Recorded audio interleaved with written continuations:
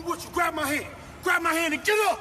You got it. You hear me? You got a chance. I don't care what nobody say. I don't care what you're going through right now. I don't care about none of that. You got a chance. You hear me? You got the same 24 hours as everybody on this planet. You got a chance. You hear me? I'm supposed to be dead. You hear me? I was the first to make it out outside of my teenage years. I'm supposed to be dead. We're here. So, Push Boy Podcast. Welcome back to the show.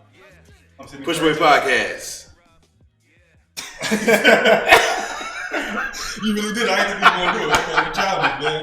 You're childish. City Friends at the Wrong Farmer, and we have our guest today, Mr. Shelby Paris. He calls himself a serial entrepreneur. All right, he has a whole lot going on. Garden Apparel is a clothing brand. He has a credit repair company. He has 2 books that he's written. One is called Change Your Subconscious and Accomplish, and the other is called A Man Amongst Girls. So today, he's also a day trader, and one other thing we did, cryptocurrency. He's also an investor in cryptocurrency. So Mr. Paris has a lot going on. So welcome to the show. Welcome. Thank you. Well, just to kind of start off with the businesses, I actually got started about 2 or 3 years ago.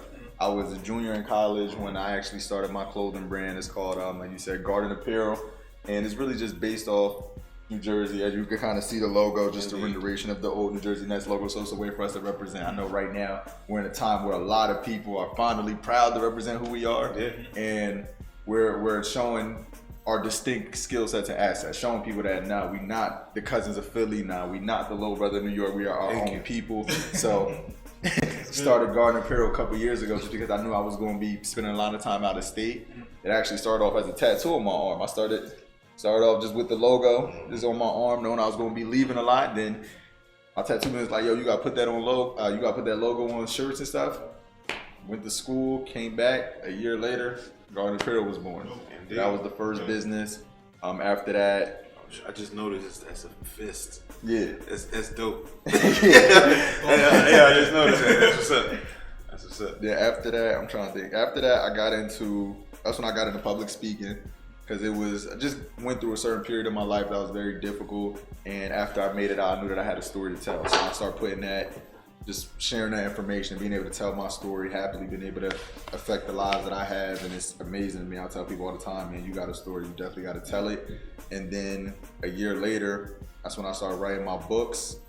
And in January of 2018, that's when I invested in and started my credit repair business. That's when I started getting into the cryptocurrencies, just seeing that it was a major market, and then just seeing where the foreign exchange market was going in terms of trading currency. So just making a proper financial investments for myself. I've also seen where when you were in college, you started the Black Student Union? Yeah. College? Yeah, I restarted Black Student Union. I actually wanted to do it my freshman year there, but I guess just being a freshman, I was thinking that I wasn't too focused on that. I was more worried about basketball. But I started that my junior year of college. Very successful. Very successful. I'm happy with the events that we were able to do. We were able to get a couple people to not necessarily come out, but a couple people that we were able to do Skype interviews with. So I was very happy about that. Where you go to school at? It was called Brevard College. It was a D2 school down in North Carolina. Okay. Right. Yeah. So I've also seen you talk a lot about your basketball career. A little bit about that. Yeah, I happily had a great basketball career. You don't like basketball? No, I like basketball. It's just basketball players, y'all on the court, y'all some different people. I'm not gonna argue with that. But yeah, my freshman year, I was actually down in my school in North Carolina. My freshman year, I was down there just with the mindset I had at the time, not being a scholarship player, being a walk-on. I didn't think that once my coach was talking to me about moving up to the varsity team, I didn't think that I was going to have that fair chance to really get playing time. There was already scholarship players in front of me that weren't playing, so I'm thinking, why would he put me within the lineup? I didn't think I was going to have the fair opportunity. Plus, like I said, walk-on, non-scholarship, private school down in North Carolina, like $40,000 a semester. I didn't feel like I could afford it, so I said I was going to come back home. That's when I went to Mercer County Community College, and I didn't even finish out my season there. It was just from the day I went to the first workout, that was already a bad situation. My coach told me after the workout, put me to the side and said, I don't like you. You remind me of a player that I coached before. Me and him didn't get along. Now, yeah, same face I had. Yeah, like I never had like just somebody boldly tell me they don't like me, yeah. and then especially it coming from a coach. Because my problem, if anything, was like I was always just a very coachable player. I've been praised for how coachable I was. If anything, my problem was trying to do exactly what my coaches were telling me and not playing my game enough. Yeah. So to hear that, it really just threw me off.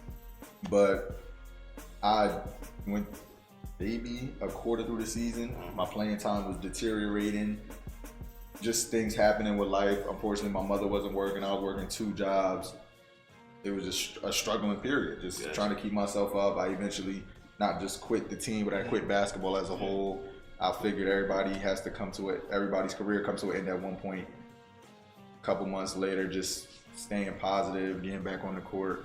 I finally got a call from my coaches in the summer, like, hey, we want you to come back. And 8 games into my junior season, I was now starting. I finished out with Player of the Week, Player of the Month nominations, All Conference, All American nominations. My name was up there with top D2 players in the country, so I was excited. Position? That was amazing. Point guard, shooting guard. Point guard, shooting This guard. that we ran. Indeed.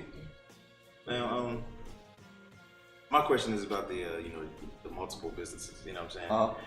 So, like, what made you dive into it with, like, I want to get into this, and not just like say, all right, I'm gonna just do this right now.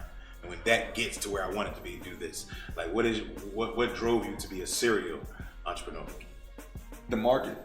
Knowing that credit repair itself, $9.8 billion industry. It's a lot of room for people to really strive in that. And then in terms of, say, clothes, it was just something that I had that was filling a demand that maybe people didn't even know that they had. Just filling that area that people, in a sense, needed, or showing them you need this, as businesses are. And then in terms of public speaking and writing, I just had a story to tell. I had information that was worth me putting out, I should say. And people needed to hear the information and wanted to hear the information. So it didn't make sense for me to just do solely one thing and put all my eggs in that basket when there were multiple things that I already had. I was able to be doing that. For me, I set the foundation for everything. And now moving 2 years later, 1.5 years, whatever, I'm seeing how everything continues to creep up, different things at different levels, but everything is moving up, and mainly because I set that foundation at the one time, so that was important. That's what's up, man. Because you see, some people find it hard to juggle certain things. Then you say, well, that's why you work on one thing at a time. But you have people who show that you can do multiple things as long as you stay focused. You know what I'm saying? That's what's up, man. Time management and prioritize. Indeed, time management is a very hard thing sometimes. Major. Managing your time. Like, she'll have a hard time managing time on the show. That's underrated, man. People don't realize it, but again, it's prioritizing. Because I look at all this stuff, and I'm even like working on a couple of things right now, but it's like, you just gotta know how to manage the time, and then realize like it's the peak seasons for different things. Yes. So you got to give that focus towards certain things. Like right now, my big focus is really pushing the close, but I still have clients coming in that need their credit cleaned up, and then book sales, that's passive income. That's just on Amazon. People just go get it. I don't have to touch it. I don't have to worry about that. Yeah. I just have to market it. Yeah. So it's a lot, but I manage. You had your books. A Man Amongst Girls. Like, what was the thought behind that? Well, that's the one I do have with me. Y'all gotta forgive me. I forgot the other one. But A Man Amongst Girls: The Thoughts of a Good Man in Females World. Yes, sir. It is talking about relationships from the point of view of the good guy. More specifically, the young man working hard to be that good guy. You know, that guy that often gets overlooked in our society because everybody wants to focus on the negative and pull out things that they feel like is wrong, and everybody wants to criticize and critique things. So for me, it was being able to say and give this certain voice to the hard-working young men that is just like, look, at one point you gotta realize those A-holes and F-boys that you deal with was your choice. That was your decision. You're gonna deal with them because you made that decision. Don't categorize us with the rest of them.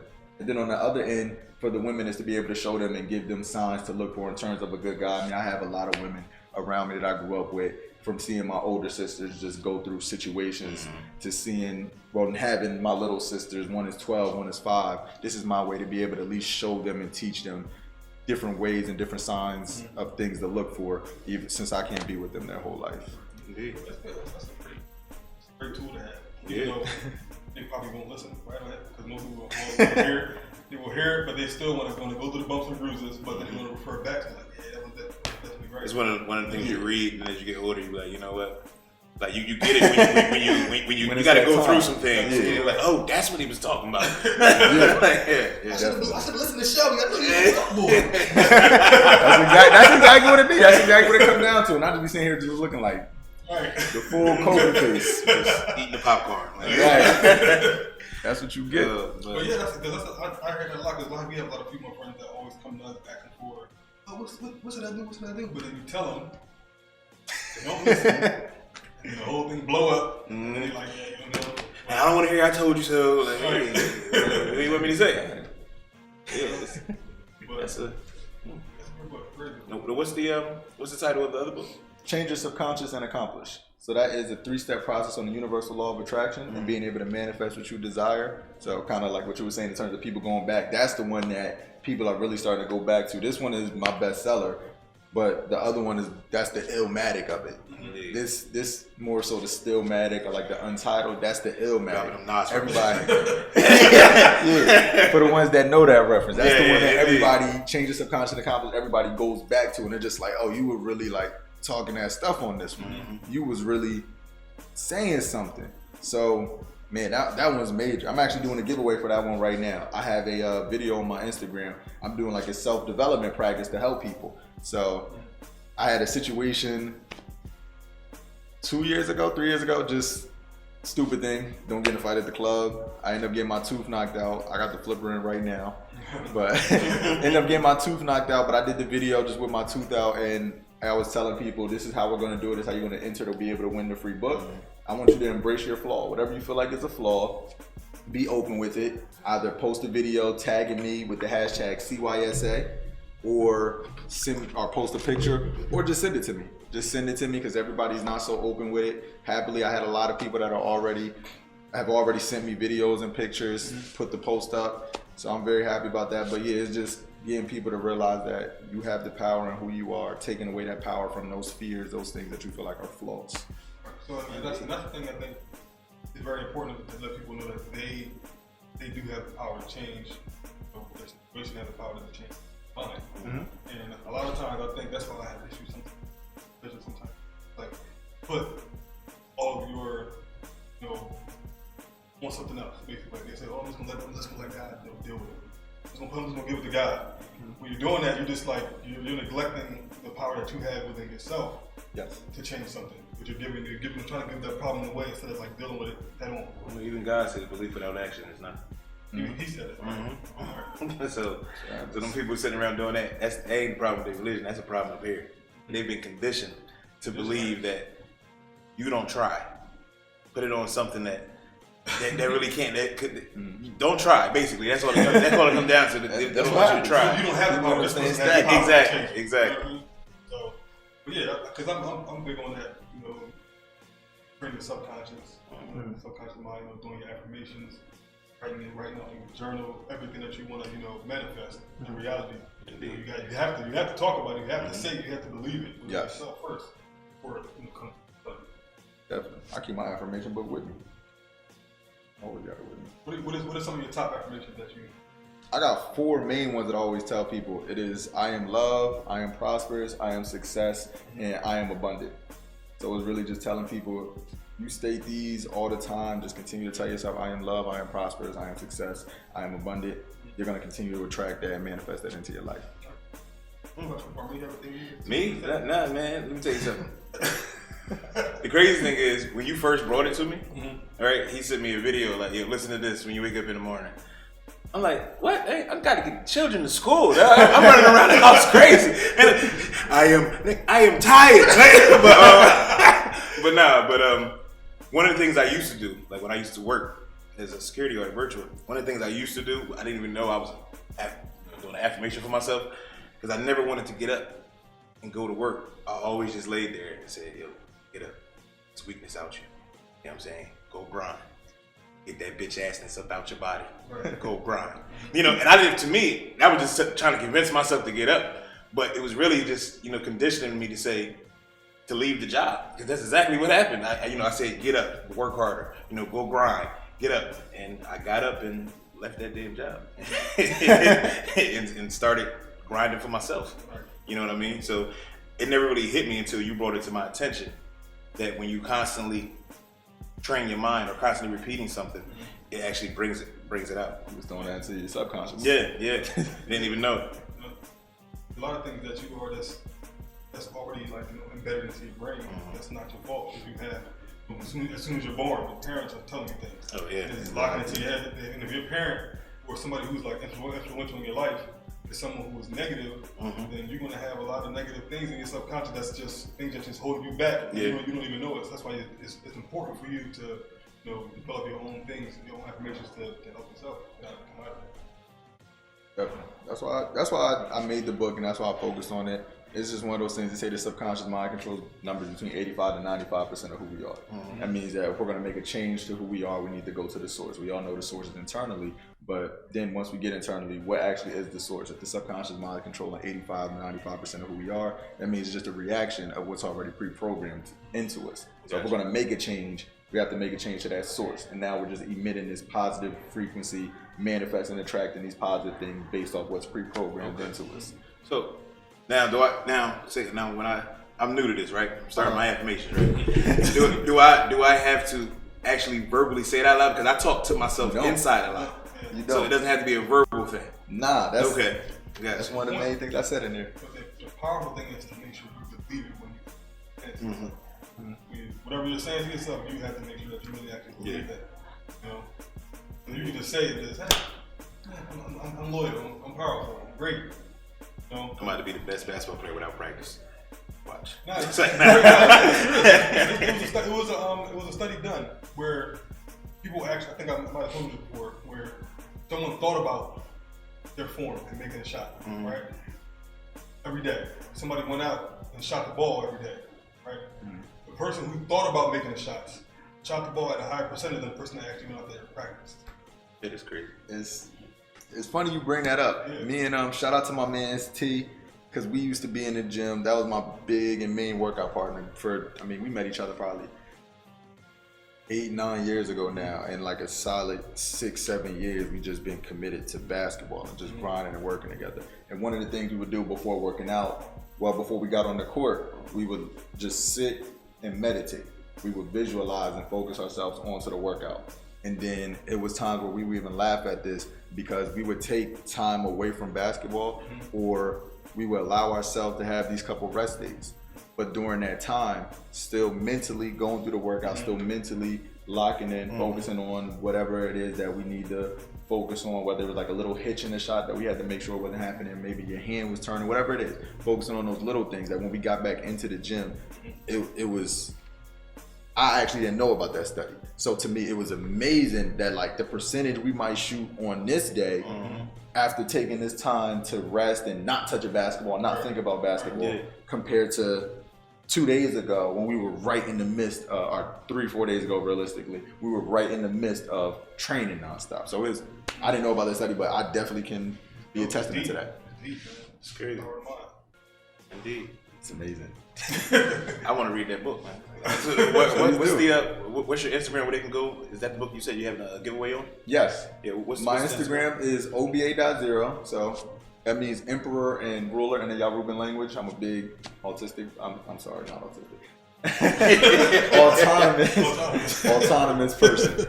So I love reading. But yeah, oba.0. Everybody can follow me on Instagram. The clothing brand is called Garden Apparel, so they can also follow that. But yeah, I'm doing the giveaway on oba.0. I'm doing that drawing Tuesday. Yeah, everyone that sent me the videos and everything, I'm doing it Tuesday at 7 p.m. because I'm doing the Instagram live interview with, I don't want to butcher the name of the page, but I'm doing an Instagram live interview at 7 p.m. on Tuesday, and people will be able to tune in. I'm accepting everything by the end of tomorrow, 11 p.m. tomorrow. They could continue to submit those pictures and videos. Indeed. Definitely enter. Yeah. I'm an enter. But if I say I enter, if I don't win, but I still want the book, where I can go to Amazon to get it, or? Yes, sir. I usually have the link in my bio, but everyone can definitely go to Amazon. The easiest way is just to type in Shelby Paris Paris with 2 R's. They could just type my name in. They'll pop right up. Gotcha. Because I ain't even gonna hold you. I haven't read a physical book in a long time. Ever since Audible came out, I listen. That's how it gets to me more. You know what I'm saying? But yeah, I definitely read that. I need to get my affirmations right. I need to get my mind right. I have a lot of people that actually grabbed that book, and they told me that it was the first book they read either ever or in a long time. And they told me they loved it for the fact that it was straight to the point. Yeah. They thought it was going to be like a biography, but I'm like, nah, it's not a biography at all. I used a couple personal stories just to drive the example, but it's to the point, very direct. It's a 6x9 book, so about this big. The wording is fairly big, and the biggest thing I learned, well, my sociology professor had told me, you know, these scientists, they try to use all these big words to make themselves sound smart. The smartest people can put it in the simplest term for every man to be able to understand and comprehend. So I took that book, I simplified this universal law of attraction, I simplified the process of rewiring the mind. It's a simple 3-step process called TDA, which is thought, declaration, action. So just learning how to rewire my mind and control the thoughts, knowing that, like you stated, declaring it doesn't even have to be out loud, but as long as I can declare it, and then taking action. So it's a pretty quick read, straight to the point, real simple. Yeah, but once you start doing it, you're gonna really start paying attention to your thoughts. Really gonna pay attention to everything that comes into your mind. The crazy thing about it is, I don't know why this just happened. I'm listening to you two guys talk about this, these affirmations and everything. I'm thinking, like you just said, you know, when your parents, they put so much on you because they tell you when you're young. They tell you certain things when you're young that you absorb. Our children in schools do an affirmation every day called the Pledge of Allegiance. and to me, I just thought about that. Like, so they're repeating this and repeating this and repeating this, and the school is rewiring their brain, programming their brain. Like, yo, this. I don't know. It just got real deep to me right there. Like, Jesus, it's like that's every day. It's a mind control situation. Like, that's real. But let's think about it. If you create your own steps for your kids, where they say every day before they leave the house, positive stuff that you want to embed into them, that you know that's going to be help them in their future. I would not be bad. Really I will come home and not bother my father. It happens like that. It does like that. That's deep. I'm actually very happy that you brought that up. Just the Push Boy podcast debut and premiere kind of thing. I actually just started last night. I'm working on a 7-book children's series. Indeed. Where it's going to be all on the 7 universal laws, and it's going to be called Kennedy's Dream. So basing it off my little sister, but the first book is actually on the law of attraction. So it's literally teaching kids how to use these universal laws to already have control of their brain. So I actually just finished the writing of that first book yesterday. So Push Boy podcast premiere. Thank you. Definitely. You heard it here first. Facts. You know what I'm saying? Just drop that. Right here first. So that because if you can catch them while their brain is wiring, you know their brain is being wired as they grow. If you can catch them while their brain is wiring, you don't have to redo it. Exactly. Right now we're doing a lot of unlearning. Yes. Yes. That's why it's so much harder, you know, for people later on in their lives to make those changes, because it's the 20 years of programming that you're trying to, you know, work away them edges. I mean, just to get back to yourself. You know, because that's why a lot of people don't know who they are, because they spend so much time, you know, people just putting things on them. Like you're watching TV, so now you're looking at the TV thinking that, all right, this is supposed to be like this person successfully did this, did that. But that sometimes don't have nothing to do with you. Yeah. Your own needs and your own wants. Like, what is that? That's why it's good to just shut the TV off. I told you, like, have that 10 minutes to yourself in the morning where it's just silence and it's just you. Chance to just think about you. Because you will lose that as a parent. Yeah. Like, I ain't even talking about the silence for that 10 minutes, but I'm just saying you'll lose the thought of even trying to get it. You kind of, sometimes you like, because you become so consumed, you be like 10 minutes. Because the first time you said it to me, I'm like, where the hell do you want me to find 10 minutes? Do you not talk? I'm going on it, like I'm always moving. Like as soon as I wake up out the bed, hey, get up, everybody wake up. Like but yeah, that's definitely. But I found that time. As soon as you brought it to my attention, I found the time. You know, and it can be done. No excuses, parents. No excuses. It's definitely in there. It's hard, but it's in there. But a lot of good stuff. Forex. I don't think we touched on it. Tell us a little about that. For the people that may not know what Forex is. Yeah, what Forex is trading currencies and the values of currency pairs on the foreign exchange market. I got into that maybe 5 months ago now. I got into that in the summertime.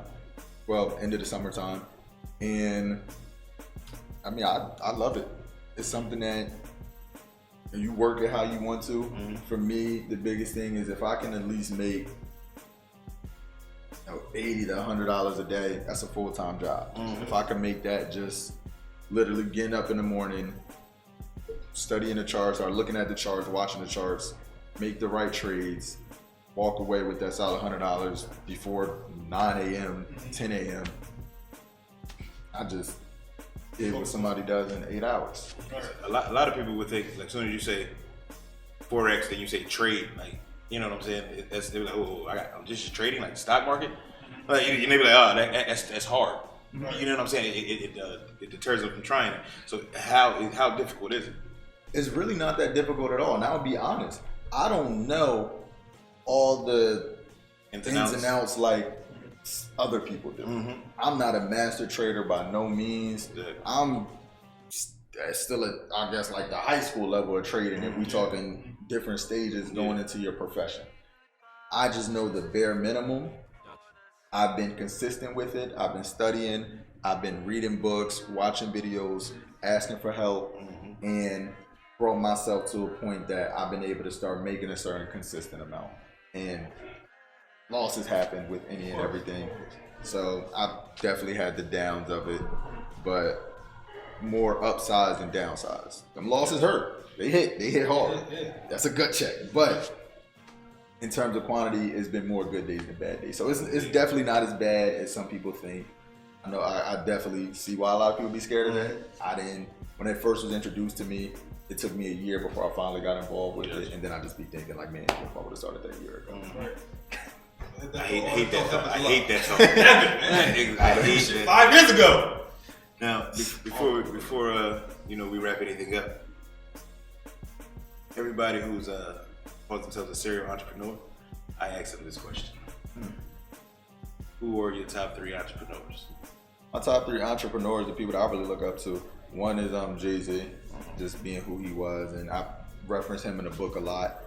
The other one, I'm a big fan, and people hate me when I say this, I'm a fan of Trump, because this is a man that said, I'm going to do this and you're not going to stop me, and went and did it. I leave it in that context. I leave it in that context, nothing outside of that, but just a man that says, I'm going to do this, and then goes out and accomplish this, and I'm going to make my own investments, I'm going to do whatever for myself and create that. I'm a fan of anyone that does that. Gotcha. And then my third one, I'm definitely a big fan. I mean, it's a lot of them. So who do I want to put in the third spot? In the third spot, I'm going to say Nipsey Hussle.